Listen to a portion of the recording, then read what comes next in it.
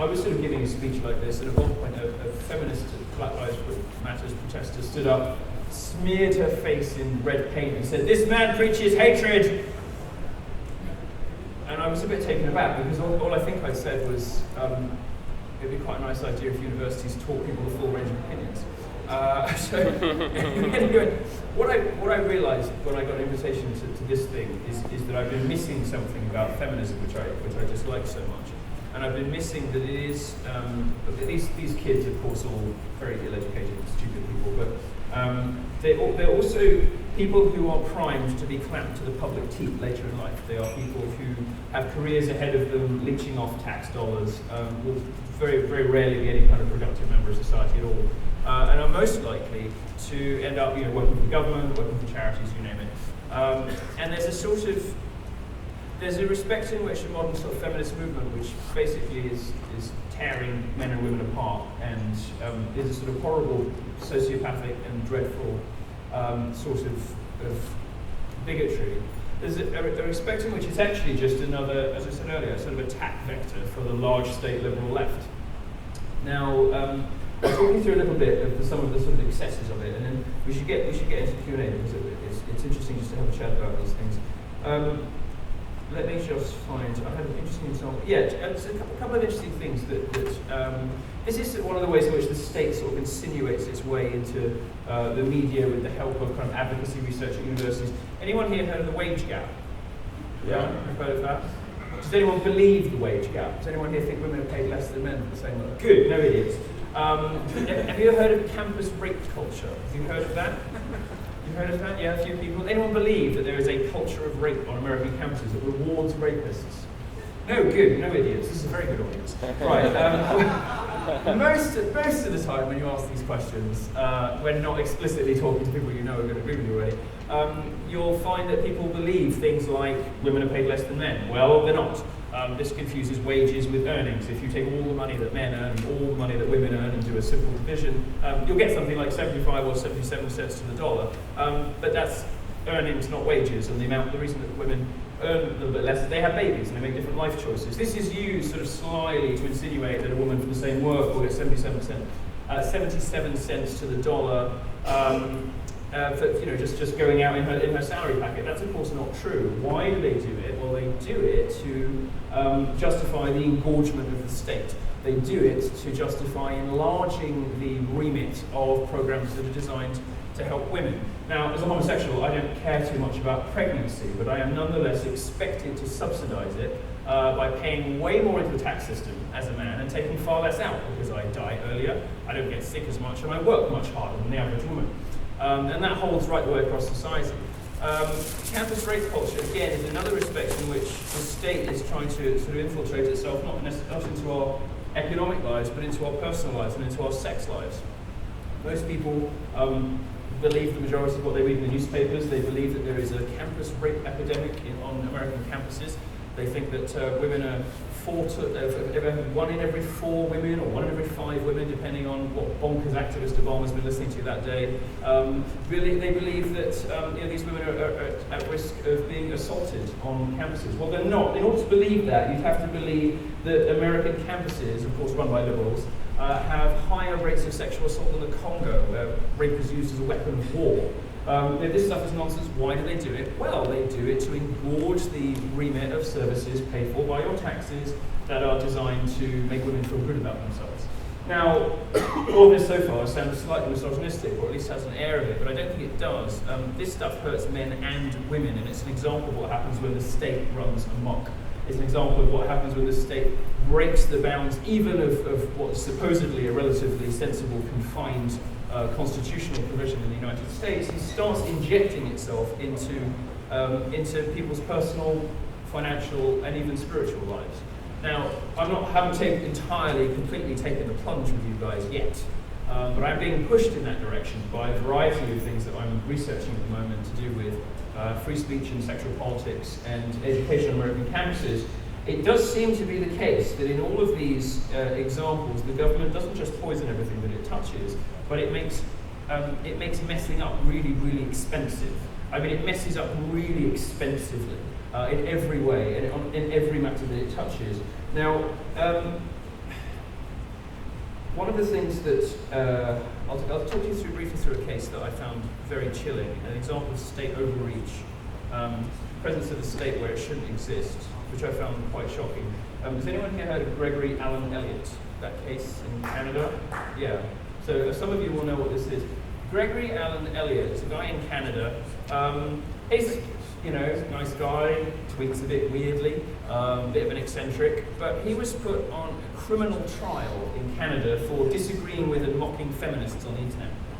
And it wasn't just a case of him, having his Twitter account suspended or unverified or whatever. He was actually taken in Canada to a criminal trial because he disagreed with and mocked feminists on the internet. And now this is part of the various different constituents, the various different steps on the way to him being in front of the judge, in front of the crown, as they call it in Canada, with his liberty at stake. With the state effectively saying these are the sorts of speech that you are allowed to do, and these are the people you're allowed to disagree with, or we will incarcerate you. The steps that it took to get him there, I think, are quite instructive, and they show just how far the reaches of the state have gone in debate in the public square, which as a journalist is what I'm principally concerned with.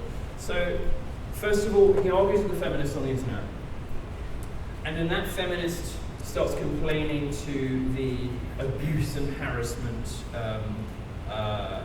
staff at social networks. These people on social networks themselves are progressive big statists.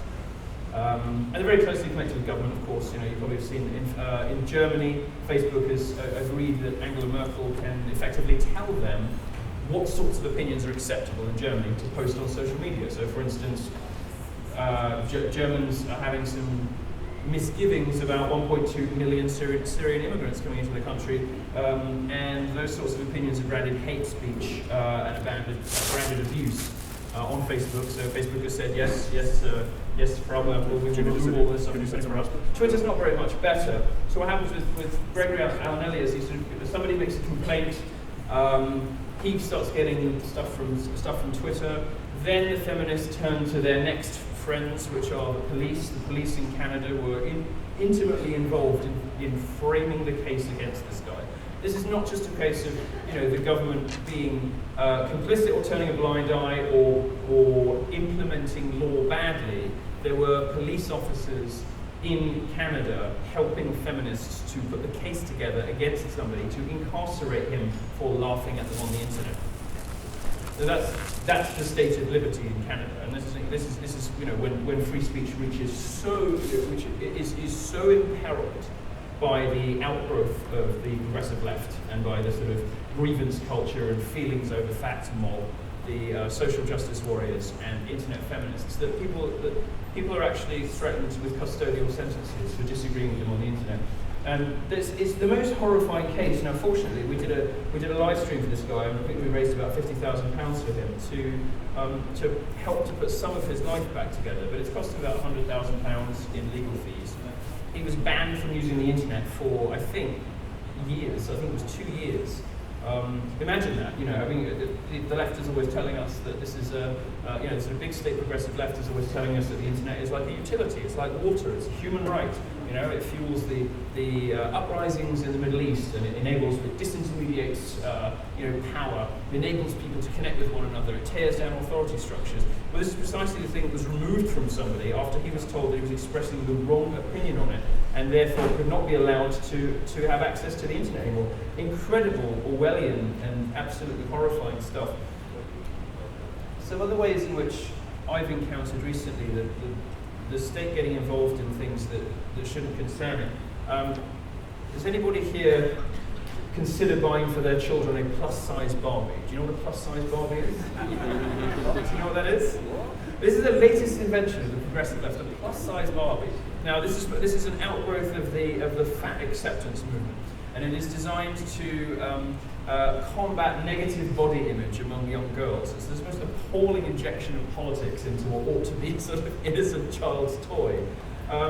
Well, I'm torn on this, because on the one hand, sort of plus-size Barbie is good as a model for most young girls who are much more sensible than feminists and realise that's not what they want to look like. On the other hand, this plus-size Barbie has started to become recommended in government literature. It's the sort of thing that you'll hear British government departments talk very approvingly about. When they give speeches about these things, they'll invite the manufacturers to talk about how negative body. I mean, we're getting into crazy territory where our sexuality and our speech and everything that we do socially is starting to become the purview of governments that we never gave permission to have this extraordinary overreach into our private lives, and way above and beyond any of the sort of any reasonable definition of what a government ought to be doing, if it should be there at all, as first you guys would say. I have loads of examples and silly jokes and things, but knowing kind of roughly the areas that I'm interested in, and I'd quite like to learn a bit from you guys as well about some of this stuff. Why don't we skip to questions and we can have a chat about it. So I'm principally interested in free speech as it relates to cultural issues, to sexual issues, feminism. I do a little bit about tech and gaming and internet culture and internet subcultures in particular, which are very fragile and beautiful places. I mean, you're going to find, I haven't seen any examples of this yet, but it's sort of my job to track this stuff as a senior editor at Breitbart. My job to track some of this stuff, sort of these fragile subcultures, I think like anarcho-capitalism, that are so far outside the Overton window and so sort of wacky for most people to wrap their heads around, that they sooner or later attract the ire of these culture warriors, all of whom are deeply embedded in the sort of rules-based, bureaucratic, statist system online, which is designed to eradicate the platforms for most of you and for most of your opinions. I, for example, had my Twitter verification badge removed. Now, the little blue check mark is designed to protect public figures against impersonation. And Twitter's now started playing politics with this and is using it as a sort of pat on the head. And they can remove it from you as an ideological slap on the wrist. And these sort of moves are always in line with establishment and the sort of government administration priorities, whether it falls down on the sort of nonsense, spurious, ridiculous abuse and harassment stuff that many of you are going to come up against making your arguments robustly on the internet. Your ridicule and criticism, which are an essential part of dialogue, are going to come up against accusations of this sort of stuff. You're going to find your Twitter accounts taken away in the next few years. You're going to find your speech limited on Facebook. These are some of the things that I know a little bit about. So if there's anything you'd like to know, or any questions you have, or if you want to tease me further off the precipice into this world of yours, which I'm very fascinated by and very attracted to, then now would be the time. So does anybody want to kick us off with something? Yeah, go ahead. First of all, if you yell, I'll repeat the question. If you want to lose that last little bit of status, watch Larkin Rose's first speech. Say that again? If you watch Larkin Rose. Larkin Rose. Is he good? Should I watch him? His first one today. Yeah. You'll lose that last little bit of status. What did he say? Give me a précis. You'll have to watch it. All right. My question is, be careful about going full anarchist. You might lose your job, and then if you did lose your job, would you sue them for firing you for being gay? Just repeat the question. Okay, well, if I go full anarchist and I lose my job, will Breitbart... And by the way, let me pause you for just a moment. Those of you that have questions, please come up here so we can make it very easy for us to facilitate that. Come on over here, we'll queue up and do it that way. I will read out. So repeat the question and then go from there. Yeah, the interesting was, if I lose my job for announcing I'm an anarchist, will I sue Breitbart for hiring me because I'm gay? I think homosexuals are natural libertarians, if not anarchists. I mean, we have really no stake. We have no stake in the sort of progressive statist establishment. I don't want to subsidise your pregnancy, sorry ladies. I really don't care about any of the structures that are supposedly there to keep society together. I mean, I like military uniforms, but I could probably live without them. I think the good thing about Breitbart is they don't much care what we believe, as long as we're not lying about people, as long as we're not fabricating things. It's quite a broad church, so no, I wouldn't sue them, but I don't think I'd lose my job in the first place. But I will watch this speech at the beginning of the day. Hi, sir. Hi, Milo, that's right. I noticed among, I would say, your crowd, and that's with a broad stroke, I'm talking like Sargon of Akkad, all these guys fighting the good fight against SJWs. Yeah. There's very little distinction in the in the despisement of things like coordinated ostracism and no platforming versus using the violence of the state. And I think for this crowd, ostracism is a very valid tool to fight something you disapprove of, as much as we disagree with what they're fighting for. The tool they're using in that method is we find okay. It's using the violence of the state we find particularly uncomfortable. This is where to make a question. Do you find that a big distinction between those things? Yeah, there's a huge distinction. I mean, look, what you call the, thanks for the question, what you call the ostracism is what John Ronson calls in his book public shaming. Well, progressives do it because it works. I mean, you don't not bully people because it doesn't work, right? You know, people. I mean, I personally don't have as much of a problem with the public shaming. You would say ostracism. You know, of hugely outrageous points of view, because that sort of free speech working as intended. It is precisely the use of state coercion, the state violence, as you would say, that is the scary Orwellian bit of this. It's when Gregory Allen Elliott can get arrested for something that a wacky sort of far left activist on the internet doesn't like, and then taxes are used for a judicial system to put him through a trial and potentially imprison him for having opinions on the internet. That's fucking insane. Completely insane. So, yeah, I mean, I would certainly, I think the others are a little bit more allergic to the public shaming stuff than I am. I mean, as a journalist, I kind of think that's built into our job a little bit. It's precisely what we're supposed to do, is expose hypocrisy and hold it up for censure and ridicule. So I think it would be slightly hypocritical of me to be sort of totally anti-public shaming and totally anti-ostracism. That's sort of what we do for a living, although we obviously try to do it with integrity and pick the right targets. But yeah, the state coercion thing, horrifying. Excellent. We have 5 minutes. Fine, sure. I know you're very careful about time, so I'll be as quick as I can. So usually in politics, there's this left-right kind of paradigm where if someone is either on the left and then they use, kind of their narrative or how they think about the left to criticize the right, and kind of vice versa.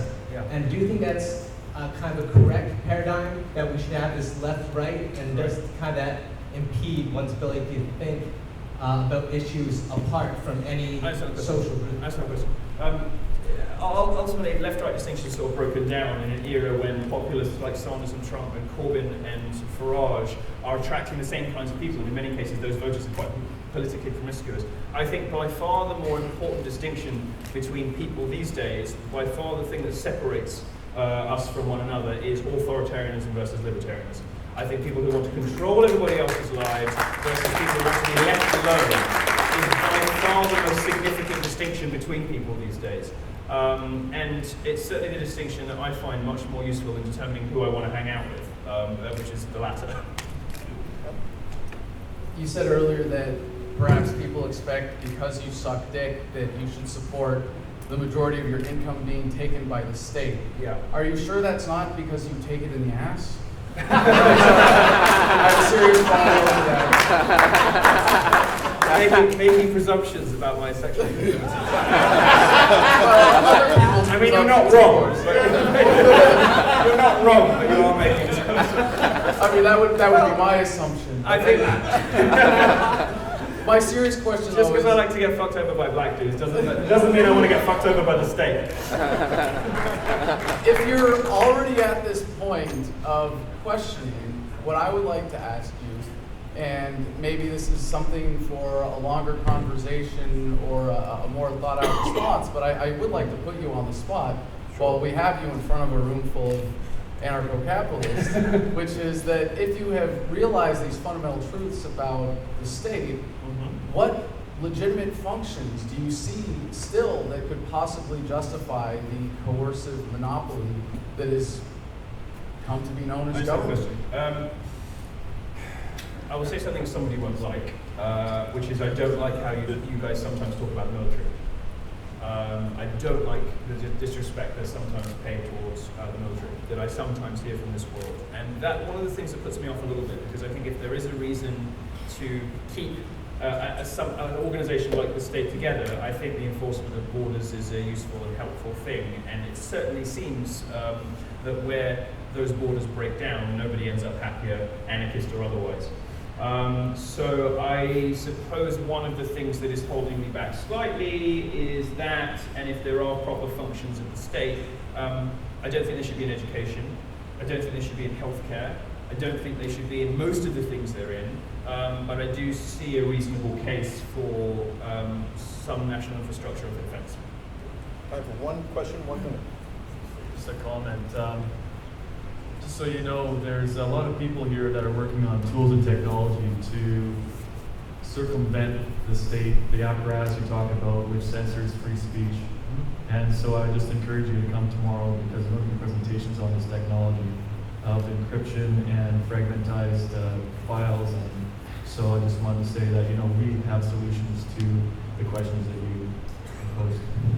That's going to be, I mean, I love attention. It's been nice to be in front of you all. But by far the most interesting thing for me, thank you for that, is going to be that I'm interested in the technological end of this primarily, and interested in reporting on it. If any of you are doing anything interesting in that world, I would like to hear from you, because I would probably like to write about you. I have seen in my reporting career what happens when the state and social media companies, the state internet service providers, the state and search engines start to collude to shut down opinions and financial activity and all sorts of other things. I'm very enthusiastic about any entrepreneurs and technology that circumvent that stuff. So yes, please come and talk to me. I would love to hear about it. Thank you very much for entertaining me for half an hour, and I'll be around. All right. Thank you, Milo.